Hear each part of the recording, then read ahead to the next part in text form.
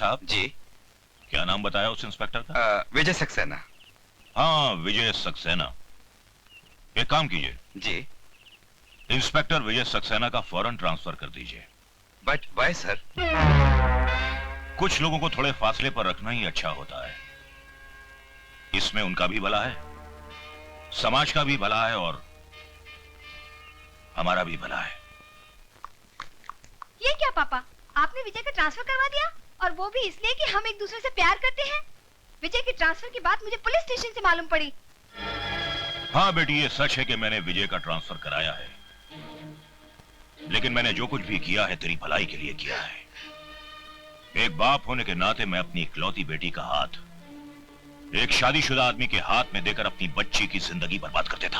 पापा आप ये क्या कह रहे हैं? सिर्फ इतना ही नहीं बेटी, बल्कि वो एक बच्चे का बाप भी है। उसने तेरे साथ धोखा किया है। नहीं, नहीं, नहीं, नहीं, नहीं। प्रिया, क्या हुआ? विजय मुझे धोखा क्यों दिया? शादीशुदा होने के बावजूद मुझसे प्यार का नाटक क्यों किया? बताओ, बताओ, बोलते क्यों नहीं? Take it easy, प्रिया। तुम्हारे पिताजी को पुलिस वाला दामाद पसंद नहीं था, इसलिए मेरा ट्रांसफर करके तुमसे दूर किया। उसके बाद ही मैंने शादी की। अब समझ में आया, ये सारा खेल मेरे पापा ने खेला है। अपनी बेटी के साथ ही पॉलिटिक्स प्ले किया। आई एम सॉरी विजय, मुझे माफ कर दो। तुमने शादी क्यों नहीं की? क्योंकि मैं पागल हूँ। मैंने एक बार में ही अपना सारा प्यार खर्च कर दिया, और फिर तुम जैसे रोज रोज कहाँ मिलते हैं? किस्मत, ऑलरेडी लॉस्ट इट। चलो कहाँ? घर, तुम्हारी बीवी और तुम्हारे बच्चे से मिलने। आज बहुत दिल कर रहा है किसी खुश नसीब से मिलने के लिए। चलो ना, आओ। पापा। हेलो बेटी। कितनी प्यारी बच्ची है। अगर हम दोनों की शादी होती ना, तो शायद हमारी भी ऐसी ही बच्ची होती। क्या नाम है बेबी आपका? सुनिए, that's my wife Kiran. She is so beautiful। अब मैं समझी कि इसीलिए इस घर में मेरी याद तक नहीं आई होगी तुम्हें। कौन है ये? ये मैं बताती हूँ किरण, अगर दुनिया की सबसे खुशनसीब औरतों की लिस्ट बनाई जाए ना, तो पहले नंबर पर तुम्हारा नाम होगा, मिसेस किरण सक्सेना, और दूसरे नंबर पर मेरा, प्रिया कुमारी। तकदीर ने मेरे नाम में लिखे कुमारी को बहुत सीरियसली लिया। चाहा हम दोनों ने, आखिर विजय तुम्हें ही मिला। यू आर वेरी लकी किरण। किरण, ये अपने होम मिनिस्टर जी की बेटी है, कुछ दिनों के लिए आए हैं। कितने दिन रहेंगी? तुम कहो तो मैं अभी चली जाऊंगी यहाँ से। किरण मुझे गलत मत समझो, मैं यहाँ आप बीती दोहराने नहीं आई हूँ। तुम्हारी इस खुश मासूम दुनिया में तो पल सांस लेने आई हूँ बस। अगर मैं तुम्हें दुख दूंगी तो मैं अपनी ही नजरों से गिर जाऊंगी। मेरा ये मतलब नहीं था। आपका यहाँ आना मेरे लिए इतना अचानक है कि आपने इनके बारे में पहले मुझे कभी बताया नहीं। ये डरपोक क्या बताएगा किरण, मुझसे पूछो। चलो किचन में जाकर चाय बनाकर थोड़ा मुंह मीठा करते हैं। चलो। पापा, ये कौन सी आंटी है? बेटी, ये आंटी नहीं है, ये हम सबका बाप है। और हमें शक है शायद दूसरी महाभारत यहीं से शुरू होगी।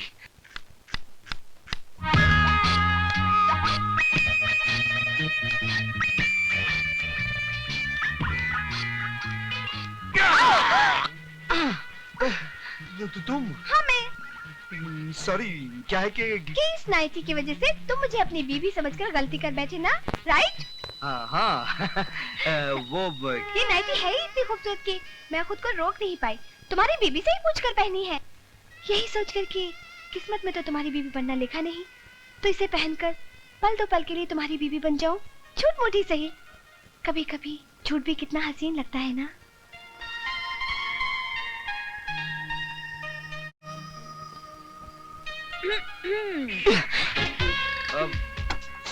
सॉरी किरण, वो क्या है कि ये नाइटी की वजह से गलती हो गई। गलती है तब तक ठीक है, अगर तुम दोनों इससे आगे बढ़ गए तो तुम दोनों की खैर नहीं। प्रिया, तुम शादी क्यों नहीं कर लेती एक अच्छा सा लड़का ढूंढकर? करूंगी दीदी, लेकिन एक शर्त पर। लड़का तुम ढूंढोगी, और वो भी एकदम तुम्हारे पति जैसा, कार्बन कॉपी। मिल जाएगा, जरूर मिल जाएगा, है ना? सर, मैंने आपसे पहले ही कहा था, लेकिन आपको मेरी बात पर भरोसा ही नहीं हुआ, इसलिए मैं पूरे सबूत के साथ आया हूँ।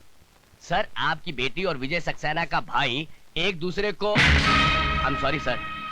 सर आप कहाँ और विजय सक्सेना कहाँ? You can go. Yes sir. जी।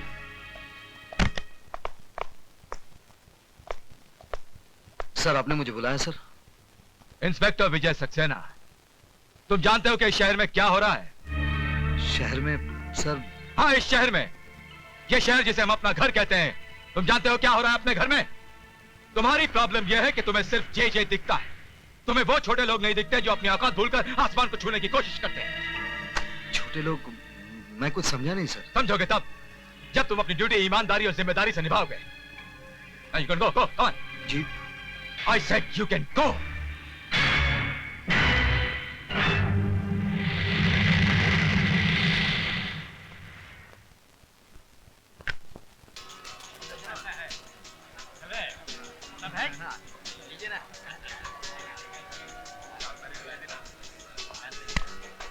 जी सब ठीक चल रहा है। आइए इंस्पेक्टर साहब, आइए। आप भी जुआ खेलने आए हैं? जी नहीं, आपका ये खेल बंद करने आया हूं। तुम?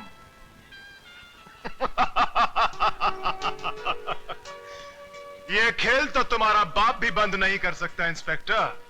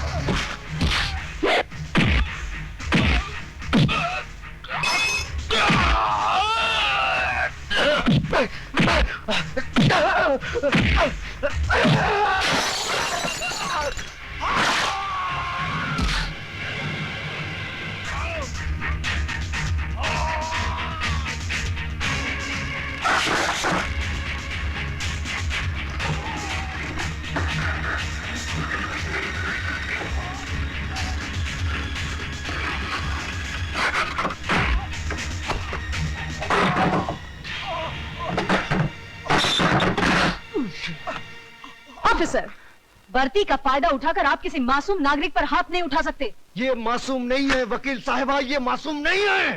होश में आइए इंस्पेक्टर साहब। हर आदमी तब तक निर्दोष होता है जब तक अदालत उसे मुजरिम करार नहीं देती।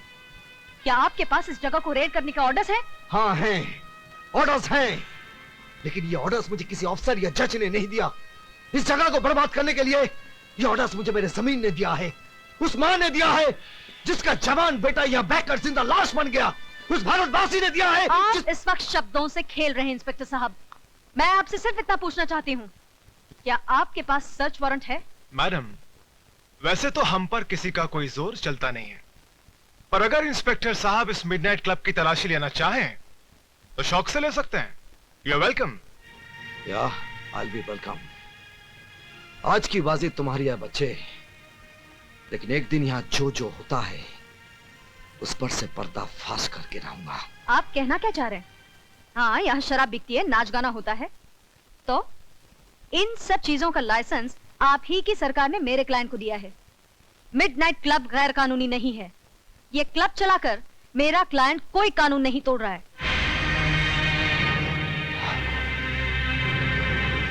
आप ठीक कहती हैं वकील साहिबा, यहाँ कानून नहीं इंसान टूटते हैं। लेकिन इससे आपके कानून को क्या है ना? तंग आ चुका हूं मैं तुम्हारे पति से। अपने आप को समझता क्या है? मेरे पास लाइसेंस है, परमिट है, उसके बावजूद जम उड़ाता है, छापे मारता रहता है। चुप हूं मैं सिर्फ तुम्हारी वजह से, वरना जिस तरह बकरी की खाल उतारते हैं ना, उसी तरह उसकी वर्दी उतार देता। लेकिन अब मैडम, अब मैं खामोश रहने वाला नहीं हूं, उसका ट्रांसफर करवा कर ही रहूंगा मैं। आप उनका कुछ नहीं बिगाड़ सकते। क्योंकि वो जो कुछ भी कर रहे हैं अपने फर्ज के खातिर कर रहे हैं। अगर उन्हें शक है कि आप कोई गैर कानूनी काम करते हैं तो आप पर छापे मारने का उन्हें पूरा हक है। आप बेकसूर हैं तो आपकी वकील होने के नाते मैं आपको बचाऊंगी, लेकिन अगर आप गुनहगार हैं तो मैं क्या, भगवान भी आपको बचा नहीं पाएगा। भैया, हमारी बिल्ली और हम ही से म्याऊं। लगता है इसे सबक सिखाना ही पड़ेगा। छोटे, काय को फिक्र करता है?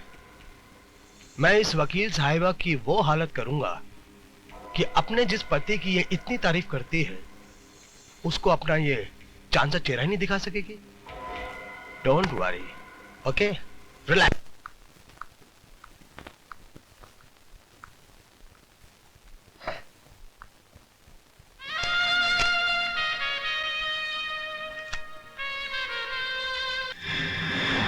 अपनी बेटी की बारी आई तो इतना गुस्सा आ गया। हाँ? मतलब? दुनिया में इसे खाकर कितने लोग मर रहे हैं, कभी तुमने सोचा है? इसका कारण कौन है तुम जानती हो? कौन? जे। ये कहाँ मिली तुम्हें? मिडनाइट क्लब में। आपने मुझे बताया क्यों नहीं? क्या फायदा? क्या ब्राउन शुगर की एक थैली ये साबित कर सकती है कि मिडनाइट क्लब में इसका धंधा होता है? अदालत में यह भी तो दावा किया जा सकता है कि यह थैली क्लब के किसी ग्राहक की जेब से मिली है ना? यू नो द गेम किरण, तुम बहुत बार ये गेम खेल चुकी हो। लेकिन किरण, ये पैकेट न जाने कितने जवान लाशों को निगल चुकी है और आगे भी कितने निगल जाएगी। लेकिन फिर भी जे इसे बेचने से नहीं डरेगा क्योंकि तुमने उसका डर दूर किया है। Take it easy Mrs Saxena, let's be civilized. जिंदगी कितनी भी क्यों ना हो, हमें अपनी तमीज नहीं भूलनी चाहिए। मिस्टर चेचे, मैं आपसे ये पूछने आई हूँ, क्या आपके क्लब में ड्रग्स का धंधा होता है? ऑफ कोर्स मिसेस सक्सेना, अब वक्त आ गया कि हम आपको जे कॉर्पोरेशन का डायरेक्टर बना दें। Congratulations and welcome as a director. मुझे खरीदने की कोशिश मत करो चेचे। इसकी जरूरत नहीं पड़ेगी। आप हमारी कानूनी तोप होने के नाते पहले से ही बिक चुकी। ये झूठ है। मैंने किसी गैर कानूनी काम में आपका साथ नहीं दिया और न दूंगी। बेशक, बल्कि आपने हमारे हर काले धंधे को कानूनी चोला पहनाकर दुनिया की नजरों से ढका है। क्या? आपको यकीन नहीं हो रहा ना मिसेस सक्सेना कि आप किन किन कारनामों में हमारी भागीदार हैं? आइए हम आपको दिखाते हैं। दिस वे प्लीज, आइए आइए। वकील साहिबा, हैरान हो गई आप? आगे तो सुनिए कि हम इसके अलावा और क्या क्या धंधे करते हैं, जैसे हवाला, currency, land scam, stock marketing की manipulation, you name it and we do all the business. अब क्या है मिसेस सक्सेना, इन धंधों के अंदर काले पैसे का ढेर इस्तेमाल होता है। अब इस काले पैसे को व्हाइट दिखाने के लिए जे कॉर्पोरेशन। इसका मतलब इतने दिनों तक मैं अंधेरे में थी।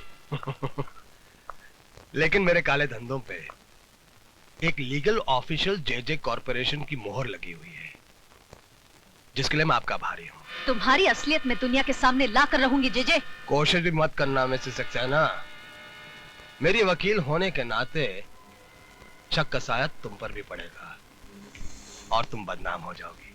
तुम्हें बर्बाद करने के लिए मुझे हर बदनामी मंजूर है। कुछ नहीं होगा, मैं अकेला नहीं हूँ। इस मुल्क की बड़ी बड़ी महान हस्तियां मेरे साथ हैं। इतना भी घमंड मत कर जे, क्योंकि मेरा देश इतना कमजोर नहीं कि तुम जैसे मौका परस्त कीड़े और तुम्हारी फैलाई इस भ्रष्टाचार की बीमारी को जड़ से उखाड़ कर फेंक भी न सके। भ्रष्टाचार, अरे भ्रष्टाचार की जड़ ढूंढने जाओगी तो खोदते खोदते देश की बुनियाद मिट्टी मिट्टी हो जाएगी। मिसेस सक्सेना, असली बात तुम्हारी समझ में नहीं आएगी। भ्रष्टाचार इस देश के अंदर एक बीमारी नहीं बल्कि एक धंधा है, धंधा। इट्स अ बिजनेस जो सबके लिए फायदेमंद है, और इस देश का अक्लमंद आदमी इस फायदेमंद धंधे को कभी बंद नहीं होने देगा। मैं बंद करवाऊंगी। मैं तुम्हें और तुम्हारे पीछे छिपे हर काले मुजरिम को सरेआम नंगा करके फांसी के तख्ते तक पहुंचाऊंगी। अब मेरा कानून तुम्हारी ढाल नहीं, इंसाफ की तलवार बनेगा। तो जल्दी कीजिए मैडम, वक्त बीता जा रहा है। हमें तुम्हारी वतन परस्ती का बेचैनी से इंतजार रहेगा। प्लीज।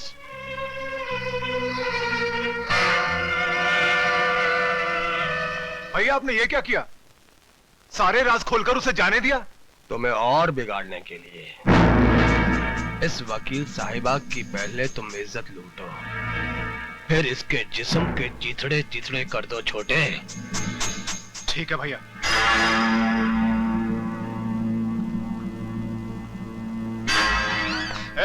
ये क्या बदतमीजी है? आज तक कहता आया हूं, अब देख भी लूंगा।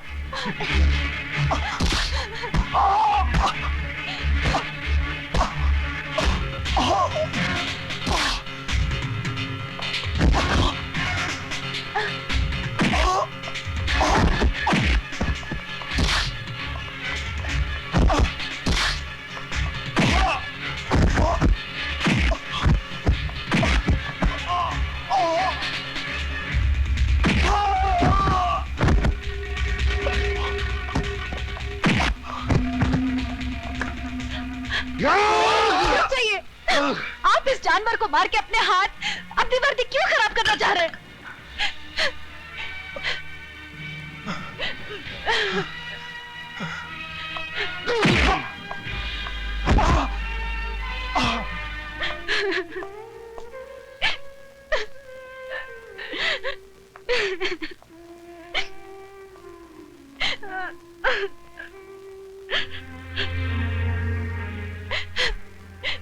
मुझे माफ कर दो विजय।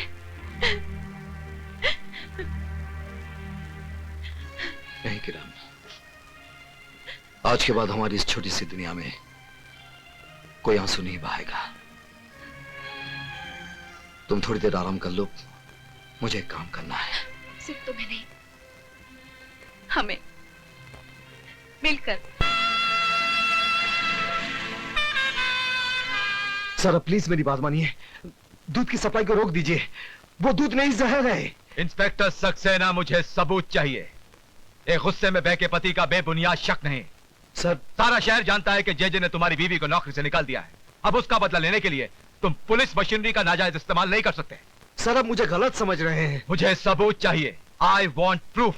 सर इस वक्त मेरे पास कोई सबूत नहीं है, लेकिन कल जब दूध पीते बच्चों की लाशों के ढेर होंगे तब हम क्या जवाब देंगे? Inspector Saxena, you can go. Sir please आप पब्लिक को अलर्ट करवा दीजिए। आई सेड यू कैन गो।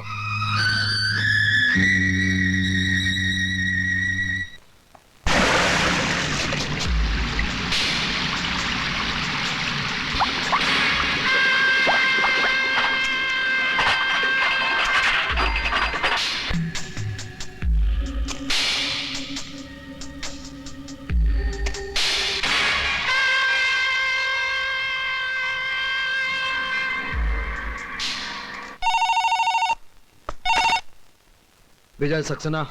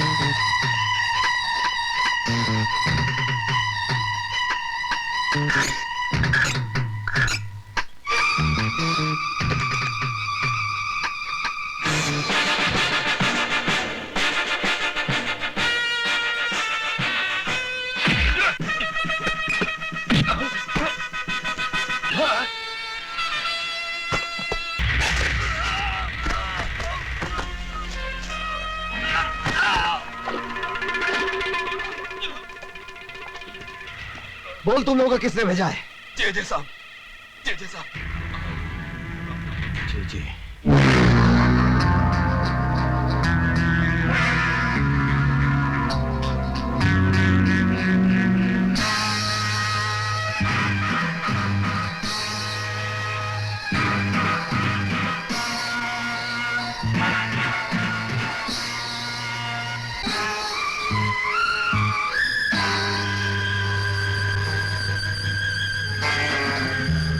अदालत में पेश किए गए गवाह और सबूत जाहिर करते हैं कि जेजे कॉरपोरेशन के काम करने के तौर तरीके ना तो कानूनी है ना ही जायज है। इसके अलावा कई बेनाम कंपनियां और खाते नजर में आए हैं जो जेजे कॉरपोरेशन से ताल्लुक रखते हैं। ये अदालत जेजे कॉरपोरेशन को 1 हफ्ते की मोहलत देती है अपने सही खाते, बेनामी सौदों का हिसाब और अपनी सफाई अदालत में पेश करने के लिए। इस बीच जेजे कॉरपोरेशन की प्रॉपर्टी, बैंक अकाउंट और उनके गोदामों से बरामद किया गया माल अदालत के कब्जे में रहेंगे।